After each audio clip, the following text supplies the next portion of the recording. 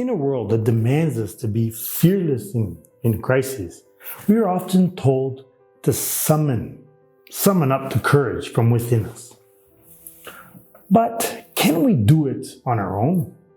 Where does true courage come from? Edith Stein found it. Courage that was strong enough to face overwhelming danger. And it didn't come from her own strength. As you might already know, she was born a Jew and she became a Catholic. And because of both of these, she was marked for death. When the Nazis came for Edith, they weren't just arresting a nun. They were trying to silence a voice, one shaped by Jewish heritage and the Catholic faith. But Edith didn't face death because she was fearless. She faced it because she had found the source of true strength. Now, it wasn't a superhuman willpower. It was grace, divine help that transforms even our most difficult trials. And what happens when courage is transformed by grace? It becomes resistant to fear, the kind that never runs from the cross. That's the courage of the saints. So, with my trusted magnifying glass, let's zoom in, because grace doesn't just inspire bravery, it transforms it. And what Edith discovered still holds true. If you follow truth all the way to the end, it will always lead you to the cross. Now, Edith learned that holiness isn't about where you are. It's about how you respond to God wherever you are. Long before she entered the convent, she was a contemplative, already listening. In her everyday life, before the Nazi persecution, before the cloistered silence, she was learning how to let God's grace move in her life.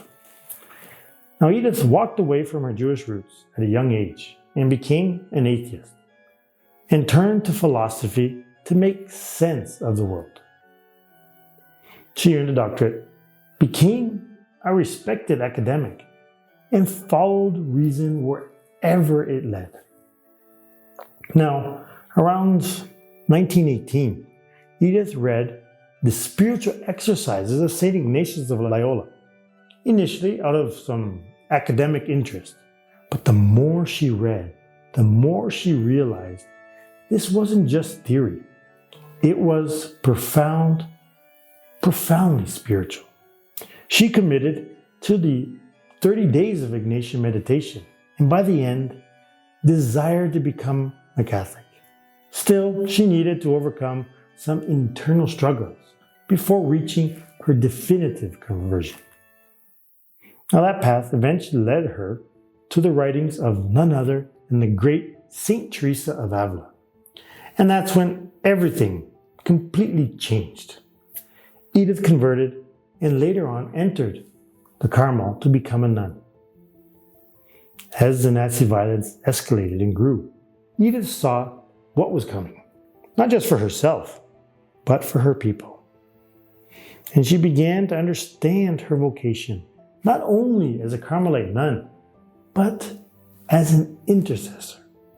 Long before the Nazis came for her, she began to prepare her soul, offering her life in advance. On Passion Sunday in the year 1939, she approached her prioress with a bold request. She asked permission to offer herself completely to the Sacred Heart of Jesus. In a carefully written declaration, she consecrated her life as an offering of atonement for the sins of the world and expressed her desire to be mystically united with Jesus. Now, under the influence of grace, her strength was transforming into the courage of a martyr. She believed her life was connected to our Lord's suffering and wanted to share in it, if that was what God was asking of her. Aware that the persecution would eventually reach her, Edith fully entrusted herself to the Sacred Heart of Jesus and the Immaculate Heart of Mary forever. And On June the 9th, 1939, 3 years before her death, she wrote these words: "Joyfully I accept in advance the death God has appointed for me, for all concerns of the Sacred Hearts of Jesus and Mary in the Holy Church, as atonement for the unbelief of the Jewish people, and that the Lord will be received by his own people, and his kingdom shall come in glory." Now, she wasn't seeking death. In fact, she took real steps to protect herself and her younger sister, Rosa. But the offering had been made, and she placed her life in God's hands. And she was ready. And she wouldn't have to wait very long. As the world unraveled around her, Edith didn't run from the cross. She carried it, alongside her fellow Jewish Catholics, all the way to Auschwitz. She once said, "Answering God's call is always an adventure, but it's worth taking the risk."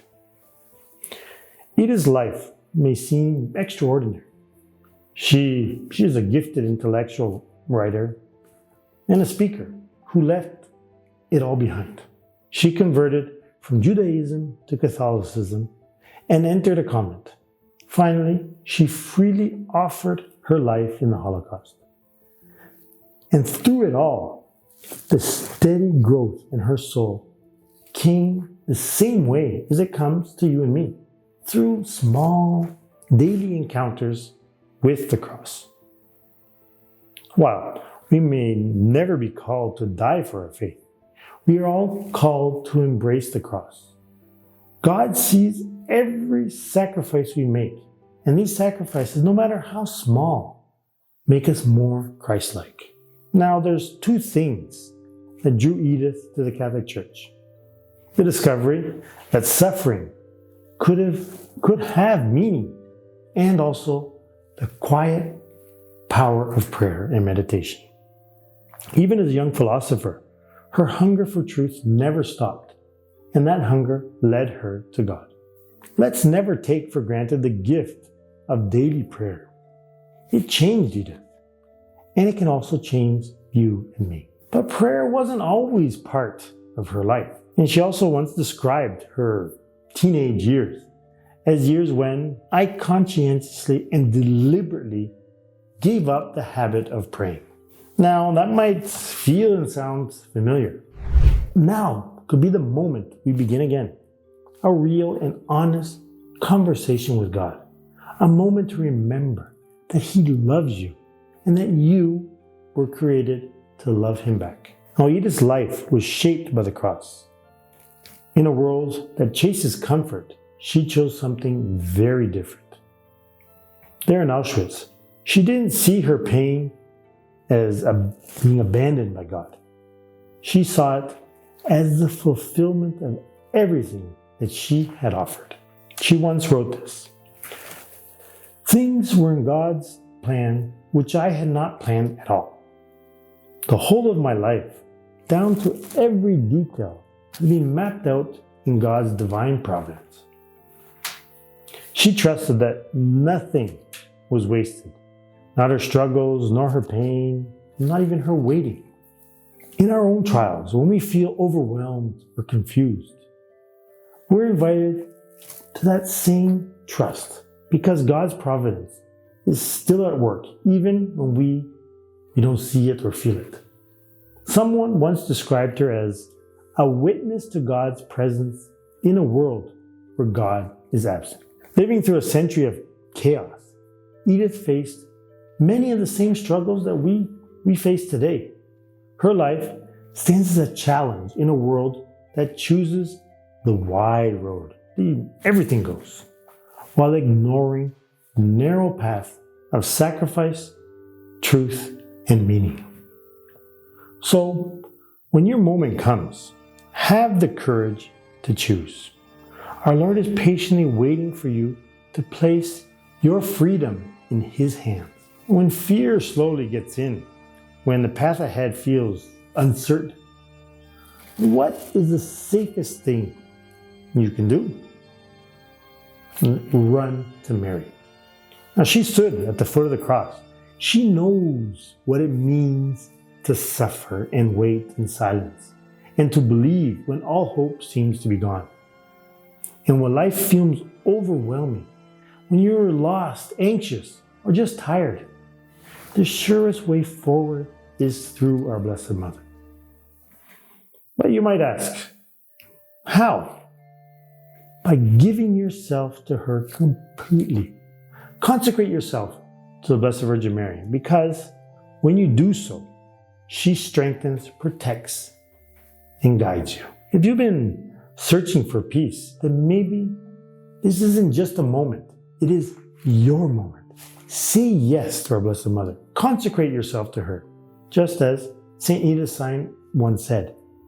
If you truly believe in Mary's power as help of Christians, you won't just pray to her. You'll entrust everything to her, not out of habit, but out of conviction. And if you stay under her care, she will protect you. Now, the link to begin your consecration is in the description below. Our Lady will not let you fall. Most people don't reject God. They just keep him at a distance. But what happens when truth doesn't stay distant? When it makes its way into your life and refuses to be ignored? To find out, watch this next video. Now, unfortunately, my time is up, but hope to see you in the next video. God bless and Salve Maria.